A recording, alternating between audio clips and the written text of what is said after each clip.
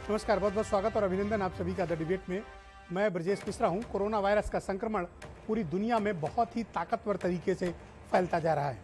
विश्व स्वास्थ्य संगठन की जो ताज़ी रिपोर्ट है वो बहुत चिंता व्यक्त करती है और ये बताती है कि दुनिया भर में इसके खतरे बढ़ते जा रहे हैं और अब बड़ी आबादी वाले देशों में इसका कहर शुरू हो चुका है। दुनिया में जो सबसे ज़्यादा विस्फोटक हालात अगर कहीं हैं तो वो ब्राज़ील में है। ये साउथ अमेरिका की एक कंट्री है जहां पर इस वायरस का प्रकोप इतना अधिक हो गया है कि वहां की सरकार ने सारे डेटा वेबसाइट से हटा लिए हैं और सभी प्रकार का डाटा साझा करने से मना कर दिया है।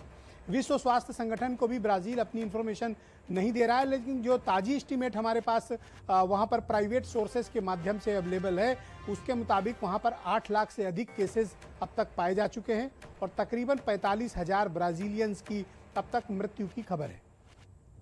अमेरिका में स्थिति काबू में करने की कोशिश हो रही है, लेकिन वहां भी प्रतिदिन 10,000 12,000 केसेस नए मिल रहे हैं। मरने वालों की संख्या कमोबेश वहां पर 200 से 300 प्रतिदिन हो गई है। लेकिन अब चिंता की बात भारत के लिए है। हमारे देश में लगातार जब से हमने लॉकडाउन ओपन किया है, नंबर ऑफ नए केसेस लगातार भारत में बढ़ते जा रहे हैं। मृत्यु संख्या भी लगातार पूरे देश भर में बढ़ती जा रही है। पूरे भारत का सर्वाधिक पॉपुलेशन वाला स्टेट है उत्तर प्रदेश। पिछले 2 दिनों की जो रिपोर्ट है वो अत्यंत चिंताजनक है और हमें इसको लेकर गंभीर होना चाहिए। कल उत्तर प्रदेश में 20 लोगों की मृत्यु कोरोना वायरस पॉजिटिव होने की वजह से हुई 20, और आज पिछले 24 घंटे की रिपोर्ट जो शाम 3 बजे तक की उत्तर प्रदेश सरकार ने उपलब्ध कराई है उसके मुताबिक अब तक 3 बजे तक 24 लोगों की मृत्यु की रिपोर्ट है। यानी ये संक्रमण जो अब जहां पहले उत्तर प्रदेश में 3-4 का एवरेज हुआ करता था वो अब 20 से ऊपर चला गया है, 24 हो गया है। हमारे लिए ये आंकड़े हो सकते हैं, सरकार के लिए आंकड़े हो सकते हैं, लेकिन ये आंकड़ा व्यक्ति है। किसी का भाई है, किसी का पिता है, किसी का बेटा है, किसी का रिश्तेदार है, किसी के घर के लोग हैं। ये एक व्यक्ति है, ये आंकड़ा नहीं है। हम इसको आंकड़े की समझने में भूल ना करें क्योंकि ये खतरनाक वायरस है। तो हमें इसके लिए प्रयास क्या करने चाहिए? जिस तरह से हम सब चीज़ों को ओपन करते जा रहे हैं, 8 तारीख के बाद हमने रिलीजियस प्लेसेस ओपन कर दिए, कमर्शियल कॉम्प्लेक्स खोल दिए, शॉपिंग कॉम्प्लेक्स खोल दिए, मॉल्स ओपन कर दिए, मार्केट ओपन कर दी, ट्रांसपोर्ट मीडियम्स हमने ओपन कर दिए हैं, बाजार खुल गए हैं, भीड़ लोगों की आ गई है, पार्क खुल गए हैं, गेम जोन्स खुल गए हैं। तो इसका इम्पैक्ट क्या हो रहा है?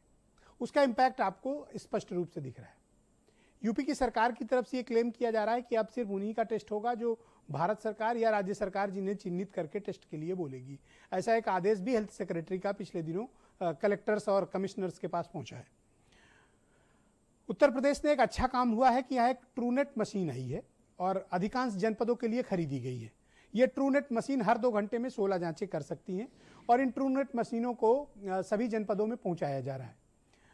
उम्मीद ये की जा रही है कि ये मशीनें कुछ दिनों के भीतर ऑपरेशनल होंगी और उत्तर प्रदेश में जांच का दायरा बढ़ेगा। अभी हम उत्तर प्रदेश में तकरीबन 12 से 14,000 के बीच जांचें पिछले 4-5 दिनों से करने लगे हैं। इसके पहले ये आंकड़ा 10,000 था और उसके पहले 8,000 था, लेकिन इन दिनों हमने आंकड़ा बढ़ा है उत्तर प्रदेश में और हमने जांचें बढ़ाई हैं। ये आंकड़ा कल तक उम्मीद है कि 15,000 भी पहुंचेगा और अगर ये सारी मशीनें ऑपरेशनल हो गई जो आई हैं तो हम 20,000 भी टेस्ट प्रतिदिन कर सकते हैं। चूंकि दूसरे प्रांतों से हमारे तमाम भाई बहन लौटे हैं, उनका टेस्ट करना अपरिहार्य है, अनिवार्य है, क्योंकि वो जिन परिस्थितियों में ट्रेवल करके आए हैं और जहां से आए हैं संक्रमण के गुंजाइश उधर ज़्यादा है, यानी गांव ग्रामीण में। क्योंकि आने वाले लोग अधिकांश या तो गुजरात से हैं या मध्य प्रदेश इंदौर साइड के हैं या नागपुर की तरफ से हैं या महाराष्ट्र में मुंबई की तरफ से आए हैं या साउथ से आए हैं। तो हमें इन लोगों का टेस्ट बहुत ही तरीके से करना होगा और इनके प्रति हमें बहुत विशेष सतर्कता की आवश्यकता है। तो अब जब कोरोना लगातार बढ़ रहा है, विस्तार रूप ले रहा है, तो हमें क्या क्या प्रयास करने चाहिए? सरकारों को क्या अपनी रणनीति पर दोबारा से सोचने की आवश्यकता है?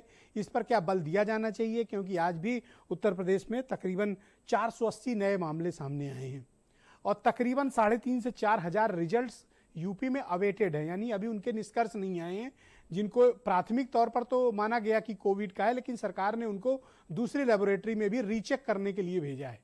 यानी हम लगातार एक गंभीर खतरे की तरफ बढ़ रहे हैं। भारत 3 लाख केसेस की तरफ बढ़ रहा है। दुनिया में हम 5वें नंबर पर हैं और उम्मीद करिए कि हम कल ब्रिटेन को भी पार कर जाएंगे। हम टॉप 4 की श्रेणी में होंगे। यानी हमारे यहाँ स्थितियां खतरनाक होती जा रही हैं। हमें इसके बारे में कुछ ठोस उपाय करने चाहिए। विशेष तौर पर 3 शहर हैं जहां पर हमें बहुत चिंता की आवश्यकता है, दिल्ली, मुंबई और अहमदाबाद। ये 3 ऐसे हॉट स्पॉट हैं पूरे देश भर में जहां कोरोना के 60% मरीज इकलौते इन्हीं आपको 3 शहरों में मिलेंगे। आज की डिबेट में हमारा कंसर्न ये है कि सरकारों को क्या करना चाहिए, हमें क्या करना चाहिए, हमें सावधानी क्या बरतनी चाहिए, हम समाज को कैसे बचाएं, अपने देश को कैसे बचाएं, खुद कैसे बचाएं, परिवार को कैसे बचाएं और अपनों को कैसे बचाएं। हमें किस तरह की सजगता की आवश्यकता है, सरकारें क्या कर रही हैं और सरकारों को क्या करना चाहिए, सरकारों से क्या चूक हुई और सरकारों को आगे उस चूक को कैसे कंपनसेट करना चाहिए। इन सारे विषयों पर हम आज खुलकर बात करने वाले हैं। डॉक्टर चंद्रमोहन भारतीय जनता पार्टी से हैं, उदयवीर सिंह